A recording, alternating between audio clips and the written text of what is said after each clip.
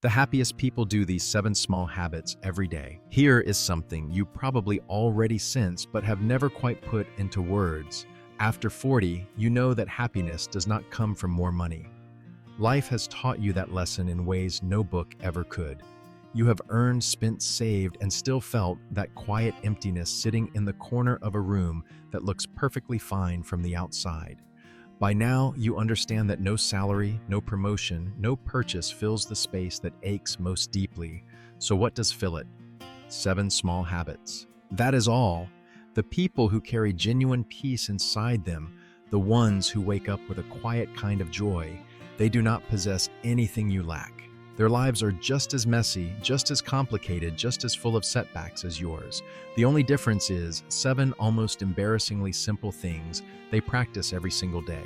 Actions so tiny that most people dismiss them entirely, then go right back to chasing something bigger, something louder. And they stay exactly where they are, restless, anxious, wondering why contentment always feels just out of reach. But you are still here.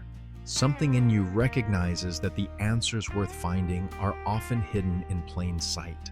The happiest people do these 7 small habits every day, and in the next few minutes, I will walk you through each one so you understand exactly why they work.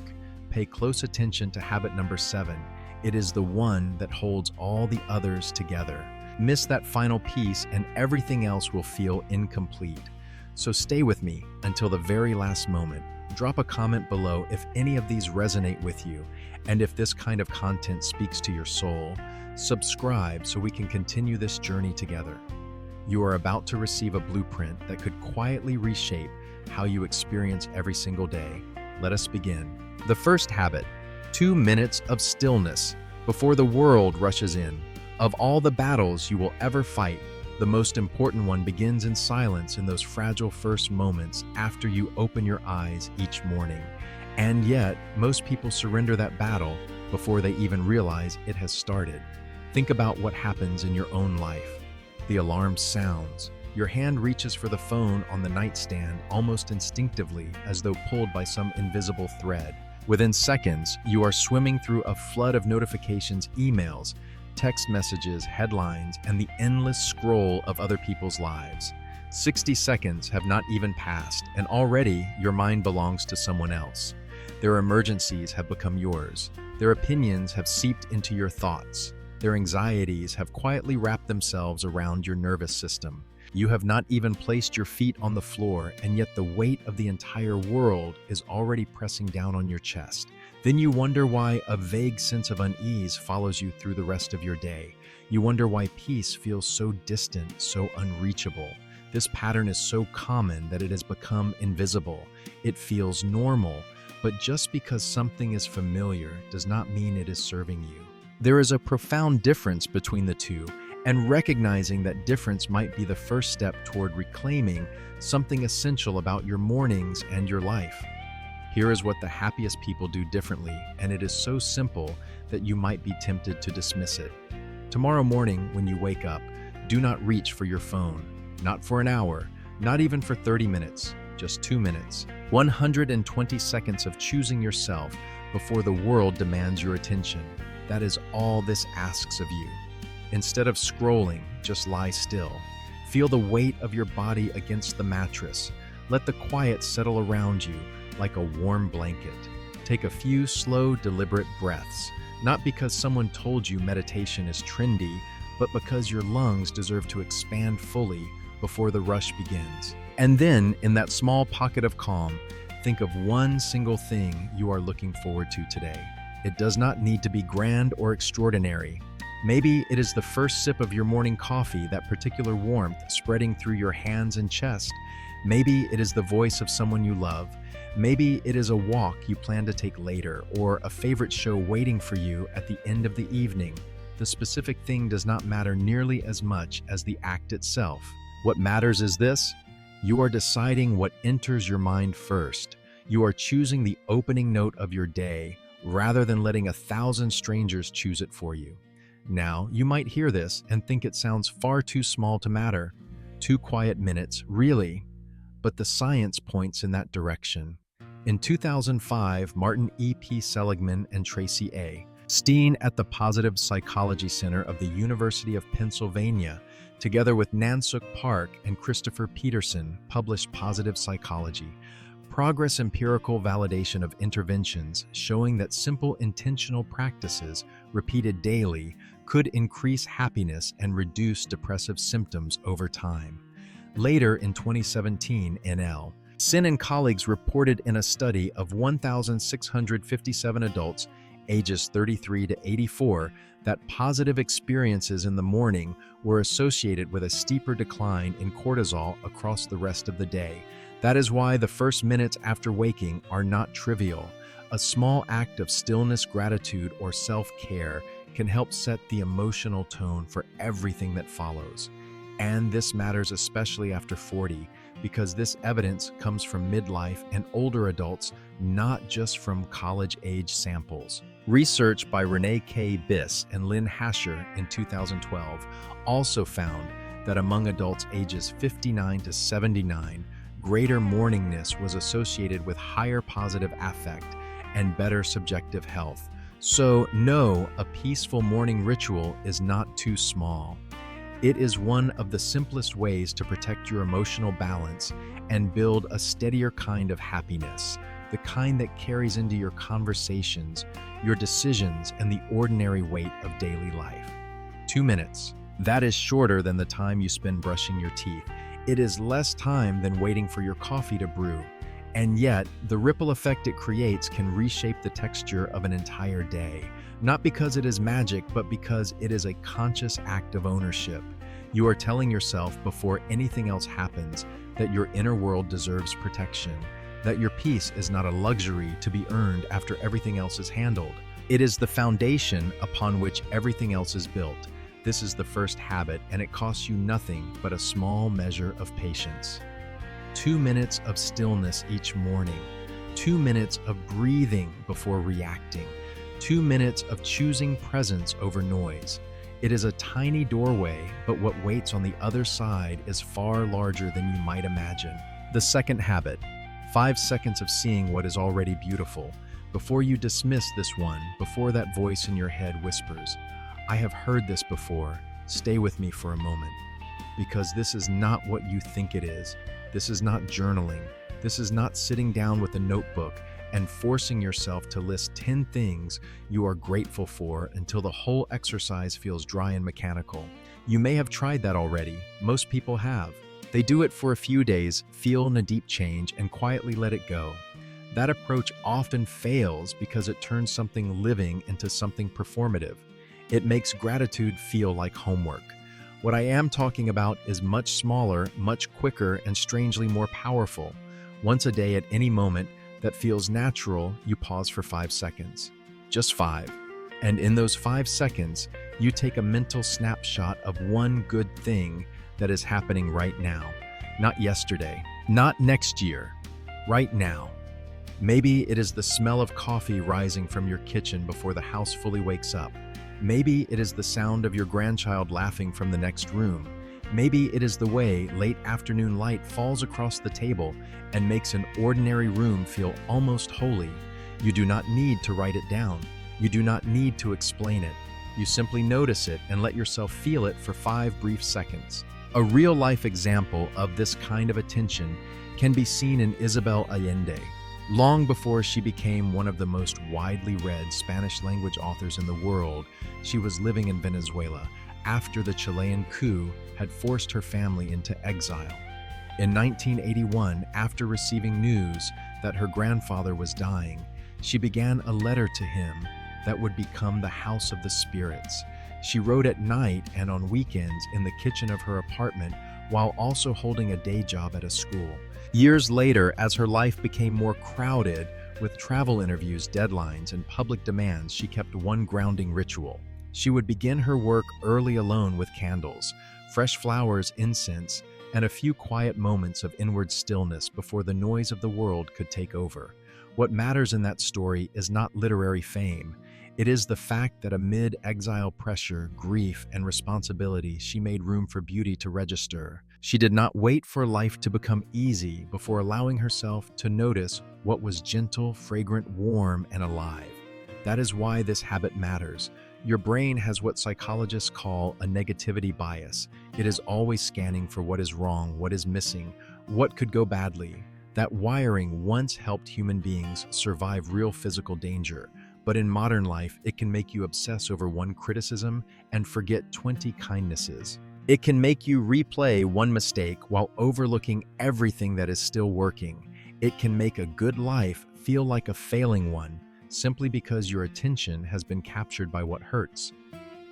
The 5-second snapshot interrupts that pattern. Every time you pause to notice something good, you are reminding your mind that reality is not made only of problems. You are training your attention to recognize nourishment, not just danger. Over time, that changes the emotional climate within you. What once slipped past unnoticed begins to land. The warmth of sunlight, the comfort of a familiar voice, the relief of a quiet evening, the small mercies that were always there begin to come back into view. And this is not just sentimental language. In 2005, Martin E. P. Seligman, Tracy A. Steen Nansuk Park, and Christopher Peterson reported that brief, intentional, positive interventions could lastingly increase happiness and decrease depressive symptoms. That matters because it means emotional well-being is not shaped only by dramatic life changes. It can also be shaped by small, repeated acts of attention. So when you stop for 5 seconds and truly see what is already beautiful, you are not being naive. You are practicing a form of wisdom. You are reclaiming your attention from fear. You are teaching yourself that even in a complicated life, goodness is still present. And for many people over 40, that may be one of the most important shifts of all. At this stage of life, happiness is rarely found in excitement alone. More often, it is found in finally noticing what has been quietly blessing you all along. That is the second habit. One mental snapshot a day of something beautiful that is already yours. The third habit.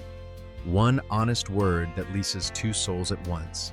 If this next habit makes you slightly uncomfortable, do not rush past that feeling. Stay with it. Discomfort, when it appears in the presence of something good, is often a sign that you are standing at the edge of growth. The habits that truly change you are rarely the ones that feel effortless in the beginning.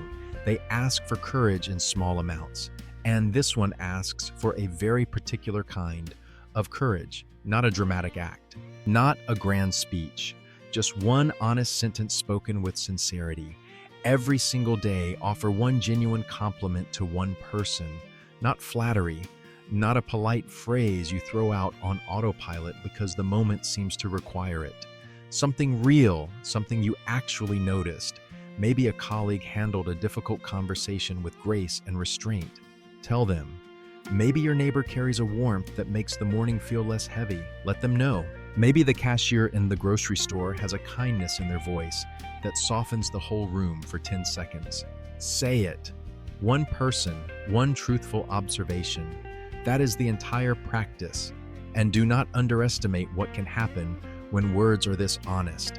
In a series of experiments published in 2021, researchers found that people routinely underestimate how good sincere compliments make others feel, and they also underestimate how little awkwardness those compliments create. The researchers' conclusion was simple but important.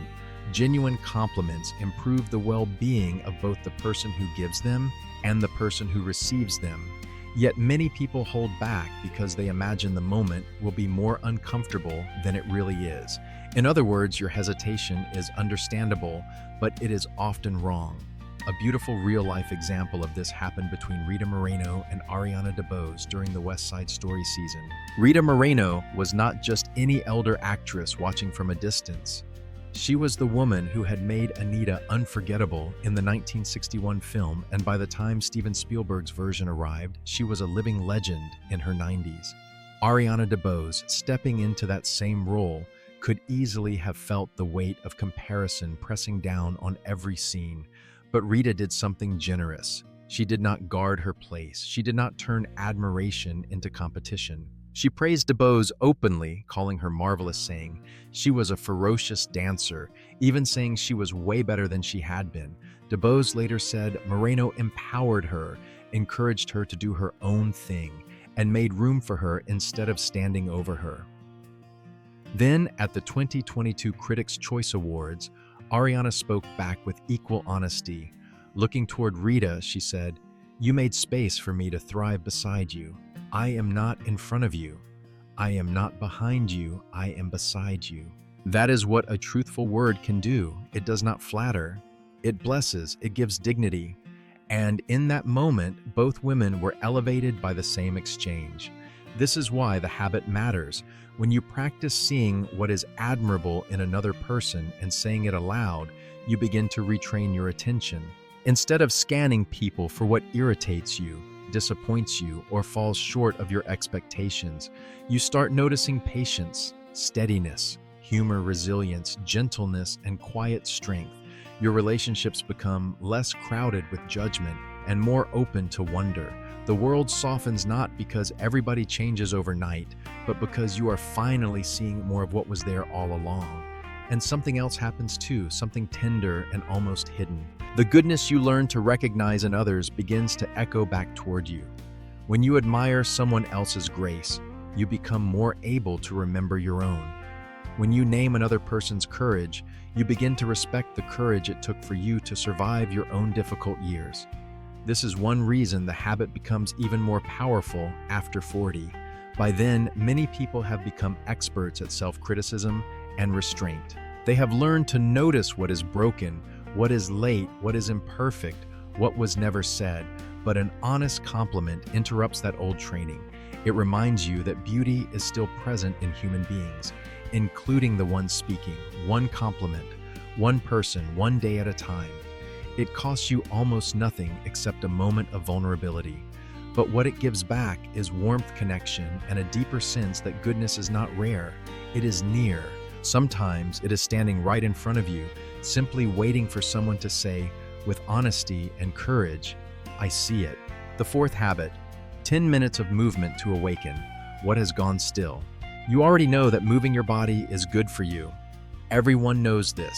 It has been repeated so many times that the words have almost lost their meaning, like a song played so often it fades into background noise.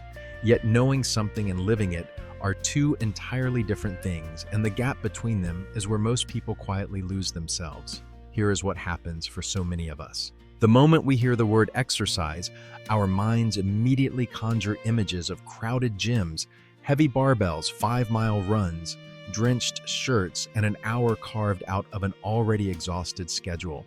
The picture feels enormous. It feels like one more demand in a life already overflowing with demands. And so faced with that overwhelming image, we choose the path of least resistance. We do nothing at all. We sit back down. We tell ourselves we will start next week, next month when things calm down. But things never quite calm down, do they? This is where the truth becomes liberating. You do not need an hour.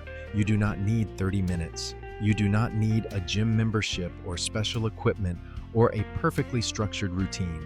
All you need is 10 minutes. 10 minutes of intentional, deliberate movement in whatever form feels natural to you. Step outside and walk around the block while the morning air is still cool. Stretch in your living room until your shoulders finally release the tension they have been holding all day. Put on a song that stirs something in you and move to it in the kitchen without caring how it looks. Drop down and do a handful of push-ups, a handful of squats, whatever your body is willing to give. Roll out a mat and follow a short yoga sequence. The specific activity matters far less than the simple act of asking your body to come alive for 10 uninterrupted minutes. Research published in the Journal of Lancet Psychiatry examined data from over 1.2 million individuals. What the researchers discovered is striking.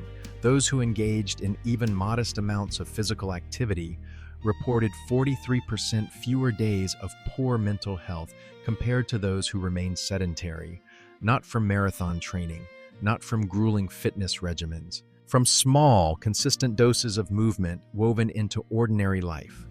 The numbers reveal something that our intuition has always sensed: the body and mind are not separate territories. When one moves, the other follows. But there is something deeper at work here, something that goes beyond muscles and heart rates and neurochemistry.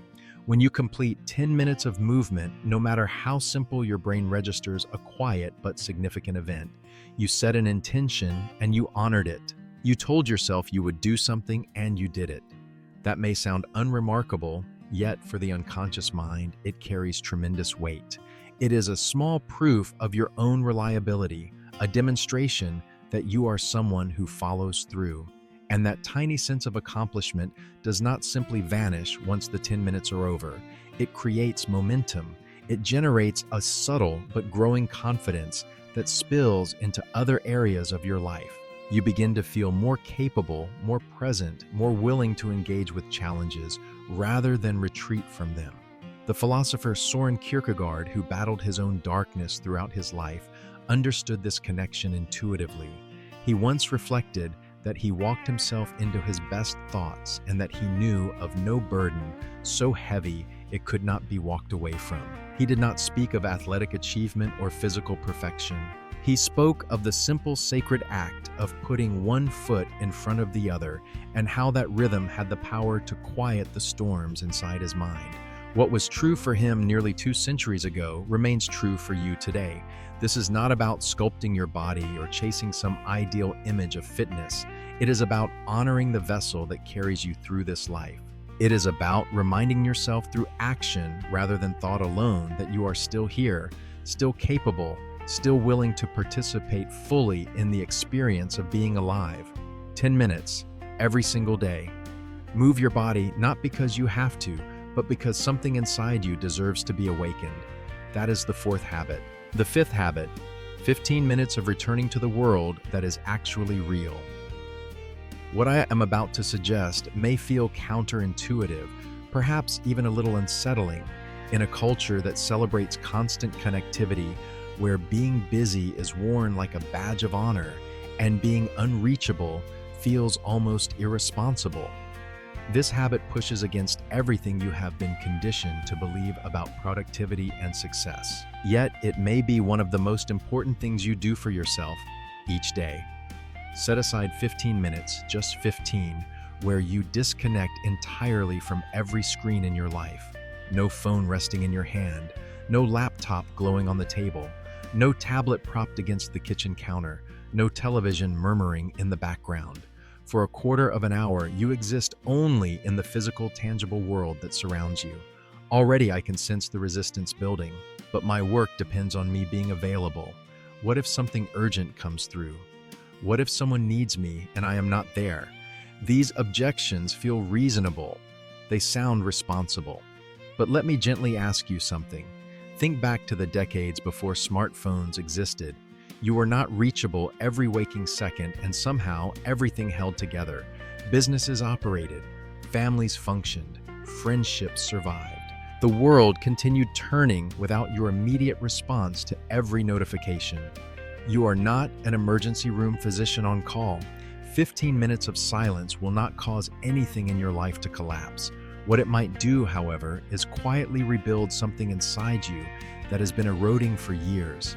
Here is what most people never stop to consider about their relationship with screens. The constant flow of information, the endless scrolling, the perpetual toggling between apps and messages and feeds, all of it keeps your brain locked in a state that researchers describe as continuous partial attention. You are never fully present with anything. Half of your mind reads an article while the other half listens for a notification. You watch a show, but your thumb keeps drifting toward your phone. You sit across from someone you love, yet your thoughts are tangled in a thread of messages that arrived 20 minutes ago. Nothing receives the whole of you. Everything gets a fraction, and that fraction grows thinner with each passing year. This fragmented way of living carries a hidden cost that accumulates so gradually you may not even recognize it anymore. A low hum of anxiety settles into the background of your existence, so constant and so familiar that it begins to feel like a natural part of who you are. But it is not natural. It is the sound of a nervous system that has not been allowed to rest, a mind that has forgotten what genuine stillness feels like. That quiet tension colors your sleep, your conversations, your ability to enjoy simple moments. It sits beneath everything like a current you can no longer detect because you have been swimming in it for so long. When you step away from screens for 15 minutes, something begins to shift. Your nervous system, no longer bombarded by the relentless pulse of digital stimulation, gradually lowers its guard. The muscles in your shoulders soften. Your breathing slows without you even trying. And in that newly opened space, the world around you starts to reveal itself in ways you had forgotten were possible. The sound of wind moving through the trees outside your window, the particular quality of late afternoon light as it falls across the room, the actual taste of the food you are eating, not just the act of consuming it while distracted, the face of your partner, your child, your friend, seen fully and without interruption for the first time in longer than you care to admit. These are not small things. These are the textures of your one and only life, and they have been waiting patiently for your attention to return. 15 minutes is not a sacrifice. It is an act of reclamation. You are not depriving yourself of connection by stepping away from a screen. You are reconnecting with something far older and far more nourishing, the direct, unmediated experience of being alive in a physical world that still holds more beauty and richness than any feed could ever replicate. 15 minutes each day, no screens, just you and the world as it actually is. That is the fifth habit. The sixth habit, empty your mind before you close your eyes. There is a scene that plays out in millions of bedrooms every single night, so universal, it almost feels like an unavoidable part of being human. You finish your day, you brush your teeth, you pull back the covers and settle into bed. Your body is exhausted, heavy with the weight of everything you carried since morning. And then, the very moment your head touches the pillow and your eyes drift shut, something inside you wakes up. Suddenly, your mind becomes a crowded room where every unfinished thought, every forgotten errand, every lingering worry demands to be heard at once. Tomorrow's meeting, that email you never responded to, a conversation from 3 weeks ago that still does not sit right, a bill you may have overlooked, something careless you said at dinner in 2016 that nobody else remembers, but your brain has filed away permanently. The thoughts arrive without invitation, layering on top of one another until your head feels like it is spinning. You toss to one side, you turn to the other. Sleep, which should be the gentlest part of your day, transforms into a struggle. Rest becomes another thing you fail at. This habit changes that, and it requires nothing more than 5 minutes and a willingness to let go. Before you climb into bed, sit down with a piece of paper or open the Notes app on your phone. Then, without filtering, without judging, without trying to organize or solve anything, write down every single thing occupying space in your mind. Every task, every concern, every half-formed idea, every fear that has been circling quietly in the background, every frustration you swallowed during the day because it was not the right time to express it. Pour it all out. Let the words be messy. Let them be incomplete. Let them make no sense at all. The point is not to create a polished list or develop a plan of action. The point is simply to transfer what lives inside your head onto something outside of it. Why does this small act carry such power?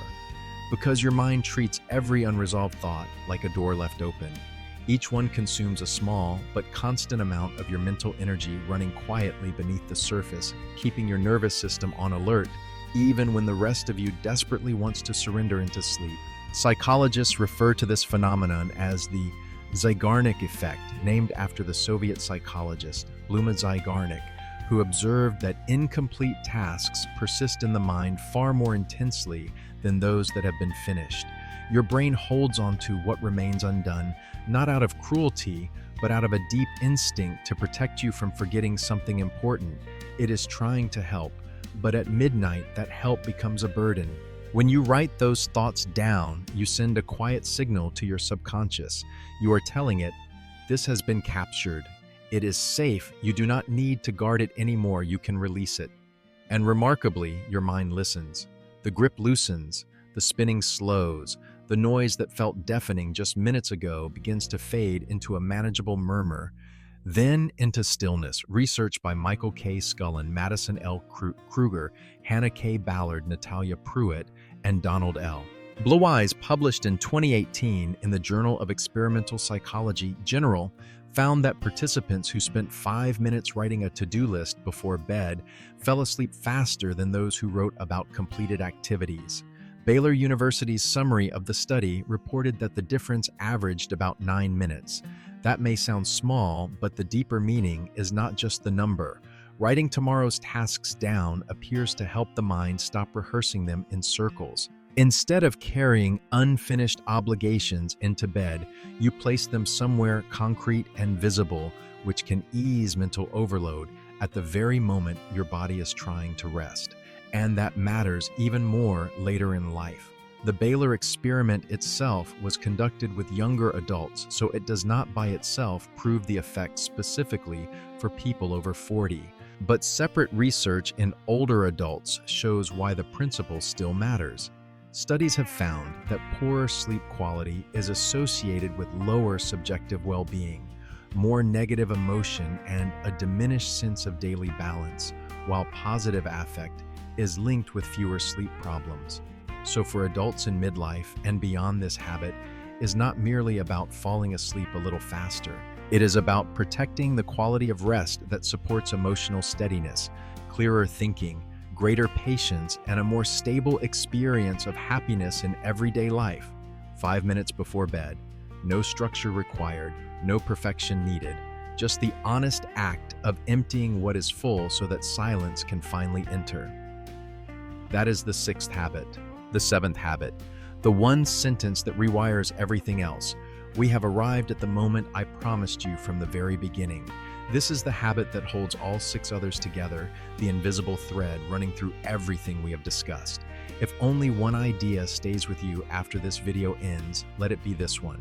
Once a day, at whatever moment feels right, you speak a single sentence to yourself. Quietly in your mind or whispered aloud, either way is fine. The sentence is simple. I am the kind of person who takes care of my happiness. That is the entire practice. One sentence. No ritual, no ceremony, just those words spoken with sincerity. Perhaps you are wondering how a single sentence could possibly carry that much weight. It sounds too small, too ordinary, almost disappointingly simple for something positioned as the foundation of lasting change. But the power hidden inside this practice runs deeper than words. It reaches into the very core of how you operate as a human being. Every choice you make, every action you take or fail to take, flows from one source: your sense of identity. Who you believe yourself to be quietly dictates the shape of your entire life. If somewhere deep inside you hold the belief that happiness is not really meant for you, that conviction will express itself in 1,000 unconscious ways. You will reach for the phone first thing in the morning instead of choosing stillness. The gratitude snapshot will slip from your awareness. Complimenting others will feel awkward, unnecessary. Movement will lose to inertia. Screens will fill the spaces where presence should live. Your mind will race at midnight because nothing inside you feels settled enough to let go. None of these failures happen because you lack discipline. They happen because your actions are faithfully following the blueprint of an identity that was never consciously chosen. The moment you begin telling yourself with genuine intention that you are someone who protects their own well-being, the blueprint starts to change, not through force or willpower, but through a gradual and organic realignment. The morning stillness feels natural because, of course, that is what a person who values their peace would do. Gratitude becomes effortless. Kindness toward others flows freely. Movement feels like an expression of self-respect rather than a chore. Unplugging feels like a gift you give yourself. The nightly release of thoughts onto paper feels like an act of self-compassion. Every habit locks into place because the person practicing them has shifted at the root. The psychologist and philosopher Erich Fromm once observed that the task we must set for ourselves is not to feel secure, but to be able to tolerate insecurity, and that the deepest form of love begins with the commitment to nurture one's own life and growth. His insight points to exactly what this identity statement accomplishes. It is not affirmation in some shallow performative sense. It is a daily act of choosing yourself, of declaring that your inner life matters enough to be tended with care and consistency. Each time you repeat those words, you cast a vote for the person you are becoming. Slowly, steadily, that accumulation of votes reshapes everything. One sentence every single day. I am the kind of person who takes care of my happiness. That is the seventh habit, and it is the one that makes all the rest possible. So here you are at the end of this journey, carrying 7 small keys that most people will never bother to pick up. 2 minutes of morning stillness, 5 seconds of noticing beauty, 1 honest compliment, 10 minutes of movement, 15 minutes away from screens, a 5-minute release before sleep, and 1 sentence that quietly reshapes who you are from the inside out. None of these require extraordinary willpower. None demand that you become someone you are not. They simply ask you to return gently and consistently to the person you have always been, beneath the noise, the rushing, and the forgetting. Happiness was never something you needed to chase. It was something you needed to practice in the smallest and most ordinary moments of your day. You stayed until the very end, and that alone tells me something important about you. You are not here by accident. Something inside you is ready for a different way of living. Honor that feeling. Begin tomorrow with even one of these habits and watch how the rest slowly follow. If any part of this spoke to you, leave a comment and tell me which habit you are starting with. Hit the like button so others can find this message when they need it most. And if you have not yet subscribed, join this community so we can keep walking this path together. Thank you sincerely for your time and your attention. I will see you in the next one.